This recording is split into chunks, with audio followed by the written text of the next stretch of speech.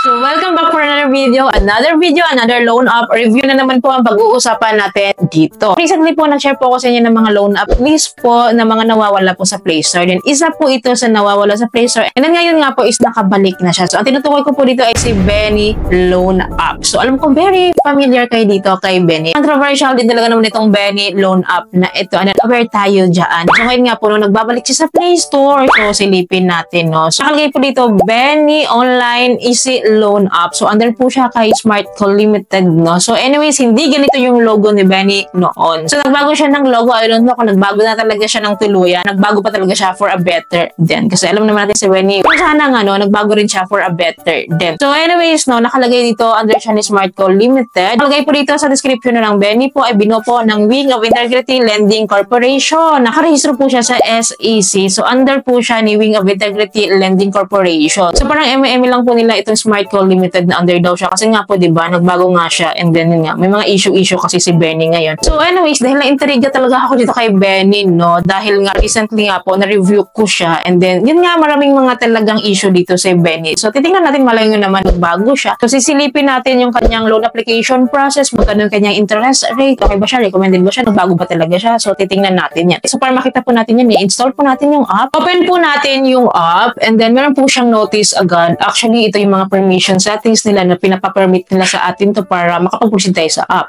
So, i-agree lang po natin to. And then, after that po, i-allow natin tong mga phone call, logs, SMS, yung mga ganito po, allow natin lahat yan para makapag-proceed tayo.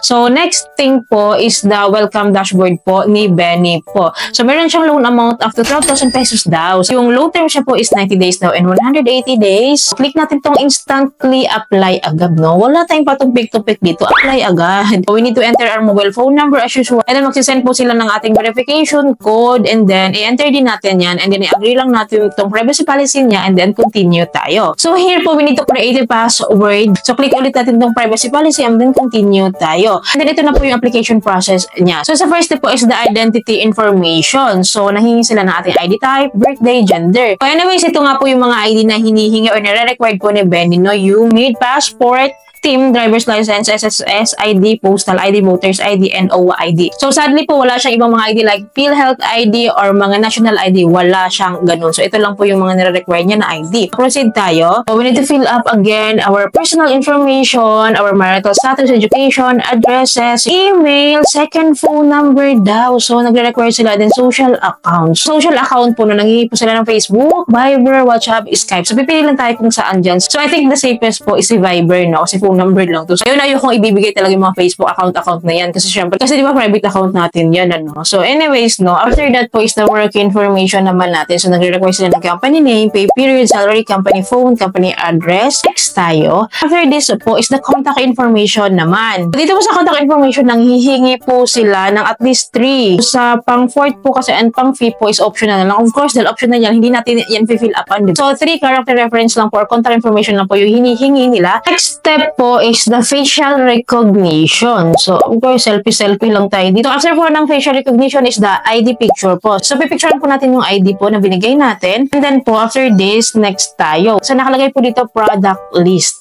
Meron siyang mga ABCD, EF, hanggang saan ba to? So, ayan, no? Pero per-press lang naman sila ng amount, diba? 3,500 to 15,000 pesos. So, pipili na lang tayo dito anong trip natin. So, ganun ba yun? So, pag nire-refresh ko siya, shuffle yung mga letters niya. As you can see, ayan, nag-shuffle siya, nire-refresh ko siya, nagbabago yung mga letters niya. So, anyways, try lang natin tong kauna-unahang amount na itong Benny ay, so, press lang naman kasi talaga lahat sila, no? So, click natin tong evaluation. So, nakalagay dito, please wait while the evaluation is in progress. It will take a few seconds lang naman. Then, after that po, no, nakalagay apply. So, click natin tong apply. So, meron po siyang countdown dito. Ano tong countdown na to? So, ito ba yung time limit nila to get a loan? Anyways, no, ang loan approved ko daw is 5,000 pesos. Laki ha. So, yung loan length niya po is 30 days to pay. I think 30 days to. Nakalagay po dito, ang amount na po na ma-receive ko is 3,500 pesos. Ito ba yung ma-receive ko? Bakit 3,500 pesos? Amount na... Diyos ko, naguluhan ako doon. Sorry. So, naguluhan ako doon, no? Nakala ko kasi yung loan amount ko is 3,000 pesos. Sabi ko, bakit 3,500 yung matatanggap ko? So, anyways, pala 5,000 pala yung loan amount ko. So, yung amount na ma-receive ko is 3,500 pesos lang. 3,500 pesos. And then yung total fee ko daw is 1,500 pesos. So bakit may total fee? Ano tong total fee na ito? So 1,500 pesos divide natin sa 5,000 pesos na loan amount ko para makuha natin yung interest rate. 30%? 30% sa 30 days? Sure? Sure na ba talaga to? Ang aking first installment due daw po is 4,000 pesos. So, ito yung babayaran ko sa first installment ko. Day 10 of successful loan. So, within 10 days, babayaran ko tong 4,000 pesos na to. So, akala ko ba 30 days to pay? So, 30 days to pay nga. Kasi sa second installment due ko is pang 20th day naman of successful loan. Sa second installment loan ko po is 950 pesos. Yung aking third installment due dito is 50 pesos. So, mali pa yung kanyang third installment due no. Nakalagay ito thirst. So, dito pala yung mga mali yung spelling sa mga loan up details, no? Parang tagilid talaga yung mga ganun. Usually ganun. So, kung i-add mo yung installment plan nila, 4,000 plus 950 plus 50 pesos is equals to 5,000 pesos. Which is yun yung loan amount mo. Ang hindi ko na nagustuhan dito, mataas yung interest rate niya. Biro mo ha, sa 5,000 pesos, 1,500 yung kinukuha nila sa atin. 30% yun sa 5,000 pesos. Ang taas. So, 30 days to pay nga siya. Sa 1 month, no, 30%.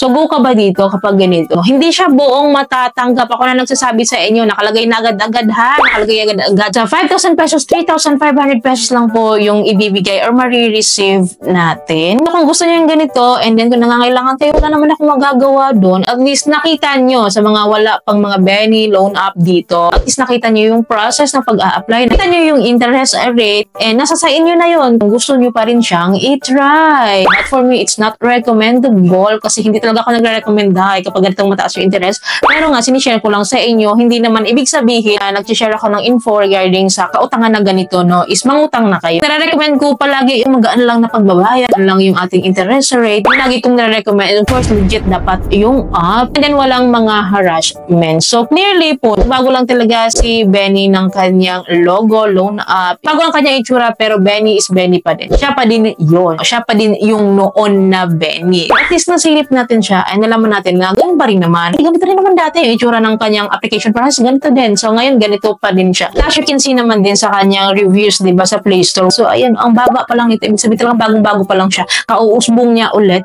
And then meron na siyang 50,000 downloads. But anyways, sa mga naka-experience ito, at currently may Benny loan up. So let me know your thought and experience in the comment section. Babasa po ako niyan para aware din po yung iba nating viewers. Let me know also in the comment section yung mga loan up po na gusto nyo i-review natin or silipin natin or expose natin. I will try that. So, comment down below lang kayo. So, yun lamang po. I hope po may natutunan kayo sa video ito. I hope po nakatulong tong video sa inyo. Kung nagustuhan niyo yung video, please don't forget to like, share, and subscribe. And click yung bell button para lahat ng videos ko is updated and notified po kayo. Thank you for watching this video. Bye!